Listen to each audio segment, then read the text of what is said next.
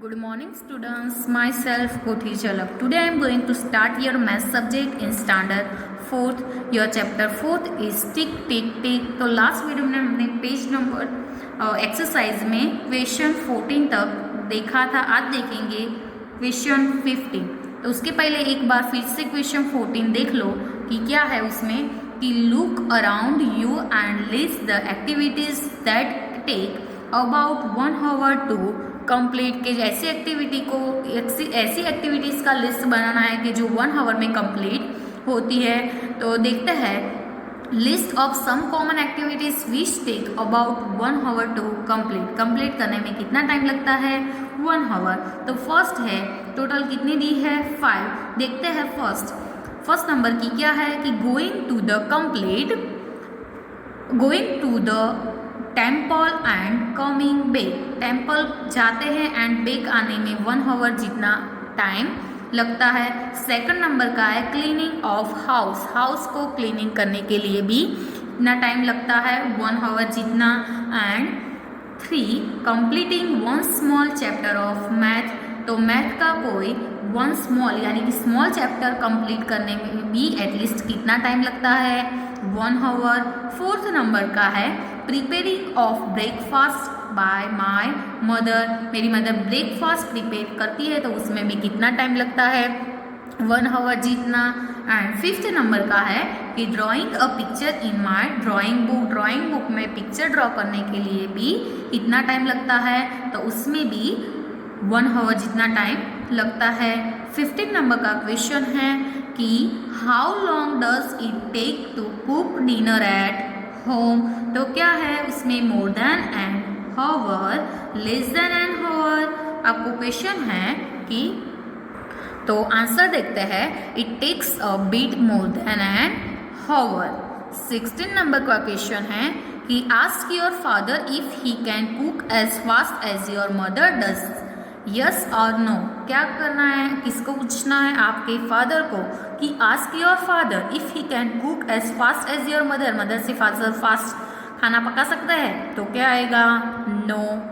17 number का है कि which games take less than an hour to finish. कौन सी ऐसी गेम है कि वो 1 hour से लेस टाइम में फिनिश होती है. तो देखते हैं some games such as race. चलो रेस होते तो भी 1 hour से लेस टाइम में वो फिनिश होता है.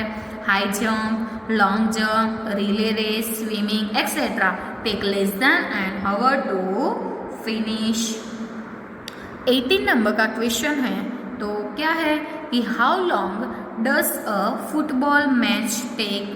तो क्या है कि the duration of a standard adult football match is 90 minutes plus 50 minutes break. तो पेज नंबर 43 पर क्वेश्चन दिए है वो देखते हैं. ये एक्सरसाइज के वीडियो आप देखते हो तो साइड में बुक रखनी है. जैसे वो पेज नंबर के नेम लिखे हैं वही क्वेश्चन आपको ऐसे डालने हैं एक्सरसाइज में और ऐसे नोटबुक में लिखने हैं. 19 नंबर का क्वेश्चन है कि 19 नंबर का क्वेश्चन में क्या है कि Muniya got her first tooth in September. How many months old was she then. How many months have passed from March to September. तो क्या है कि Muniya was about 6 months old when she got her first tooth. कितने month old है 6 months old है. when she got first tooth 7 months have passed from March to September. March to September में कितने months पास हो गए थे 7 months.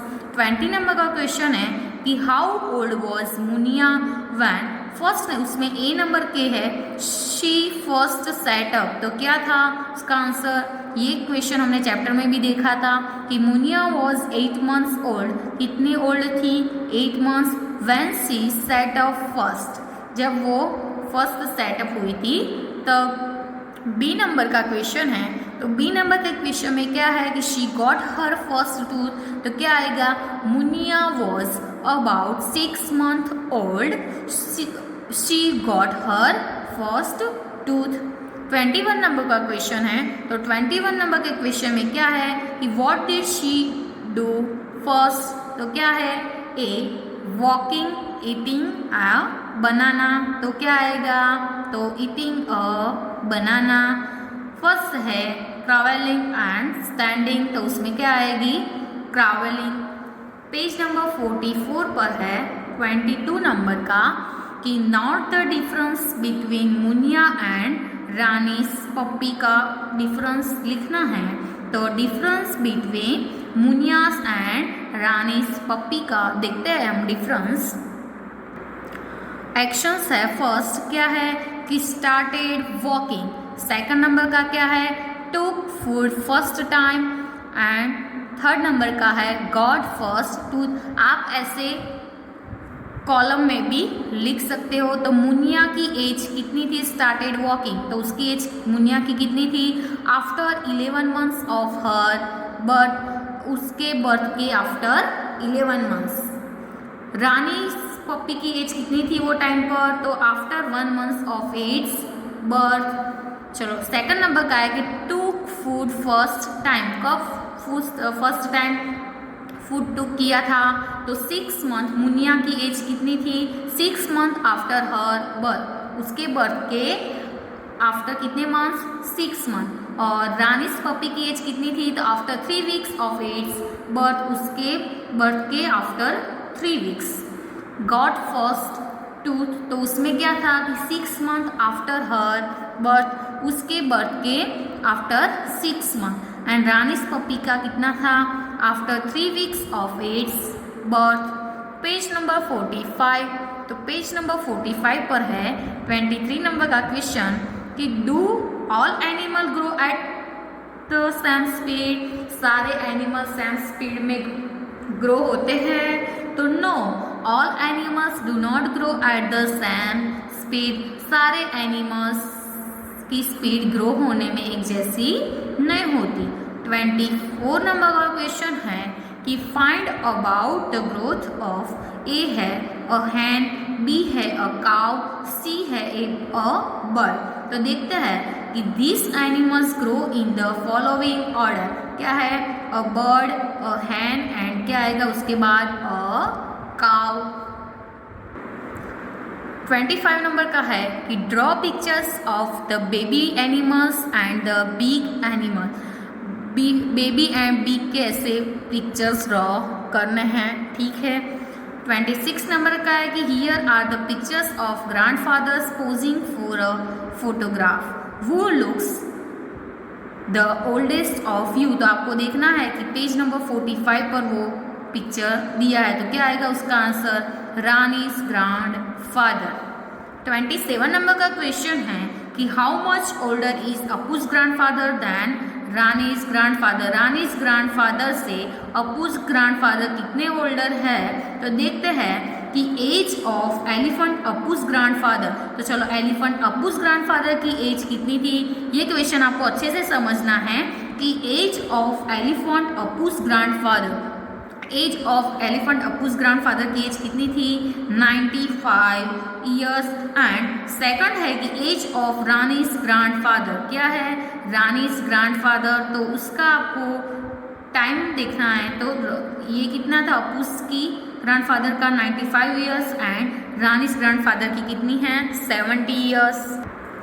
So Appu's grandfather is 95 minus 70 करना पड़ेगा, तो 95 माइनस 70 इज इक्वल टू आपको कितना आंसर मिलेगा 25 years. Hence 25 years older than Rani's grandfather, कितने ओल्डर हो गए रानीस ग्रैंडफादर से 25 ईयर्स। 28 नंबर का क्वेश्चन है कि will Chuchu's grandfather ever grow as old as Appu's grandfather, तो क्या आएगा never.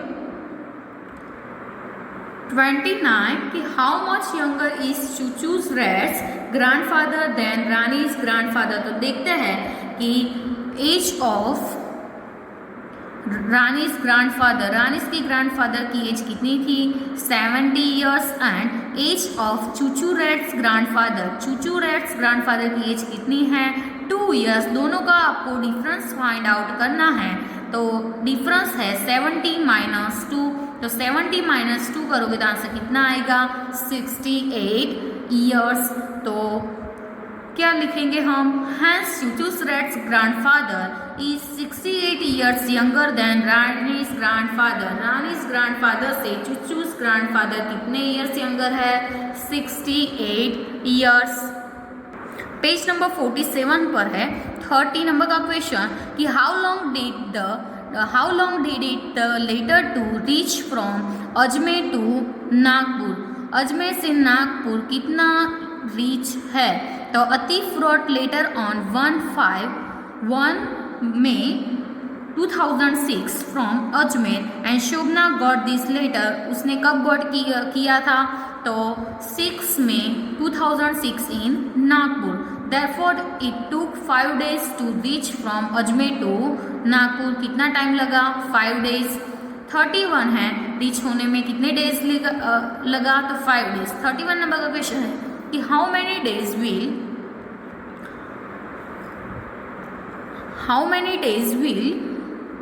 Atif spend at his nanny's place। तो क्या आएगा? Atif went to his nanny's place on 5 May 2006 and returned back 20 May 2006। So he spent 20 minus 5। तो 20 minus 5 is equal to कितना आएगा? 15 days। तो 15 days at this nanny's place। Page number 48 के question है। 32 number का क्वेश्चन देखते हैं कि in this month was the butter packed. तो क्या है कि द बटर वॉज पैक्ड। ये सारे आपको बुक में क्वेश्चन दी है और उसकी फिगर भी आपको बताया है, वो आपको देखना है कि the butter was packed in the month of January. It was on 15 January 2006। तो बटर कब पैक हुआ था? तो जनवरी मंथ में। कब? जनवरी के कौन से डे में? तो 15 जनवरी 2006 में।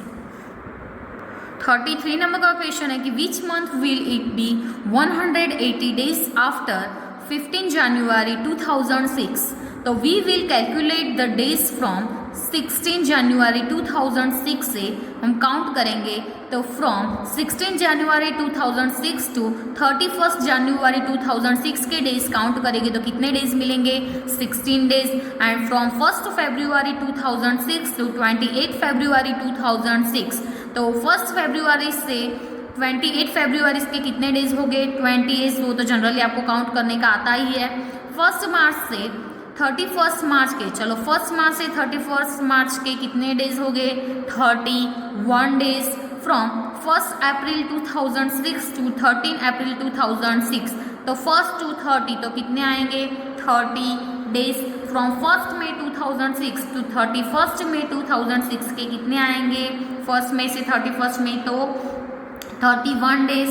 फ्रॉम 1 जून टू 13 जून तो 1 जून से 13 जून के कितने डेज आएंगे?